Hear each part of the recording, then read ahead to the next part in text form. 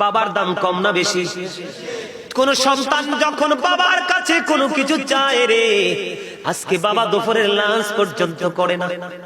যদি লাঞ্চটা করি, আমার ছেলে বা মেয়ের মুখের ফুটন্ত হাসি আমি দেখতে পাবো না। আমি যখন ঘরে ফিরবো, বাবা বলে সে পায়ে জড়িয়ে ধরবে। আমি কি করব? বাবা অনেক দুপুর বেলা, পরিবারের কেউ জানে না বাবা দুপুর বেলা লাঞ্চ করেনি। ও বন্ধু, রাতের বেলা বাবা ডিনার করেনি। সন্তানের আশ পূরণের জন্য সন্তানের প্রিয় জিনিস ঘরে নিয়ে ফিরতে হবে, কারণ বাবার স্বাদ আছে কিন্তু সাধ্য নেই। কথা বলেন না কেন?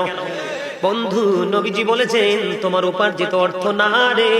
ও দাইম সাথীর যুবক, তোমরা সবাই শোনো, আমি আগেই বলেছি আমি তোমাদের শত্রু নই, বন্ধু হয়ে এসেছি বাঁচানোর জন্য। হ্যাঁ, আমি অনেকেই বলতে পারেন হুজুর বাবা মা তো একটু 19-20 করে।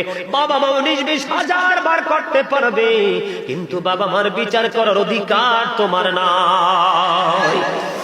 কারণ তুমি যে মেরুদণ্ডের শক্ত হাড় নিয়ে দাঁড়িয়ে আছো, যে হাড়ের উপর ভর করে তুমি বাবার সাথে তর্ক করছো, এই হাড়গুলোর উপর বন্ধু চামড়া, চামড়ার নিচে হাড় এবং চামড়ার মাঝেই হলো রগ, রগের মধ্যে হলো বন্ধু ব্লাড। এই যে চামড়া এবং ব্লাড দুটো তোমার বডিতে এসেছে মা থেকে, আর তোমার বডির যত হাড়, হাড্ডি যেটাকে বলা হয়, সবগুলো এসেছে তোমার বাবা থেকে। এই বাবার সাথে কেমন করে তর্ক করো? এই বাবা চাইলে কেমন করে না করো? তোমার জীবনে কোনোদিন বাবা চাওয়ার পরে না করেনি। আল্লাহ রাসূল বলেছেন যে সন্তানটার উপর বাবা অসন্তুষ্ট, এই সন্তানটার উপর আল্লাহ রাব্বুল আলামিন নিজেই অসন্তুষ্ট।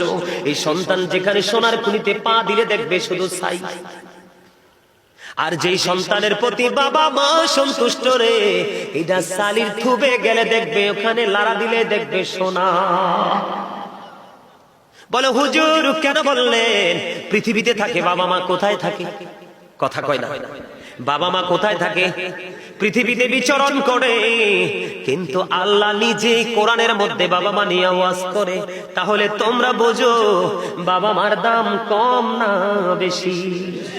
আল্লাহ রাব্বুল আলামিন বলতেছে ওয়াবুদুল্লাহ ওয়ালা তুশরিকু বিহি শাইআ ওয়া বিল ওয়ালিদাইনি ইহসানা। তোমরা আল্লাহর ইবাদত করো। কার করো? ওয়াবুদুল্লাহ। কার ইবাদত করবা? আল্লাহর ইবাদত করবা। আল্লাহর সাথে কোনো কিছুকে শরীক করিও না। মা বাবার সাথে ভালো আচরণ করো, মিষ্টি আচরণ করো, তোদের সাথে উত্তম আচরণ করো। জোরে জোরে বল না সুবহানাল্লাহ। বলছে কে? কথা বলেন না কে? শুধু বাবা মা জীবিত থাকলেই তাদেরকে ভালোবাসবো, তাদেরকে পৃথিবীর বুকে বন্ধু শুধু আদর করব এমনটি নয়। বাবা মা, মা বাবা চলে যাওয়ার পরেও তাদেরকে আদর করা যায়, তাদেরকে ভালোবাসা যায়। ও বন্ধু, তাদেরকে ভালোবাসবেন কেমন করে? হাদিস শরীফের মধ্যে এসেছে, তোমার বাবা চলে গেছে কোনো টেনশন নেই। তোমার বাবার বন্ধু যিনি ডিয়ার ফ্রেন্ড, পৃথিবীতে বাবা বড় নিঃশ্বাস ফেলাতো বন্ধুর কাছে গিয়ে তুমি তোমার বাবার বন্ধুর সাথে মিষ্টি আচরণ করো, ভালো আচরণ করো, তাহলে বাবার সাথে উত্তম ব্যবহার হয়ে যাবে। বাবার জন্য তুমি মিলাদ পড়াও, বাবার জন্য তুমি কোরআন খতম করো,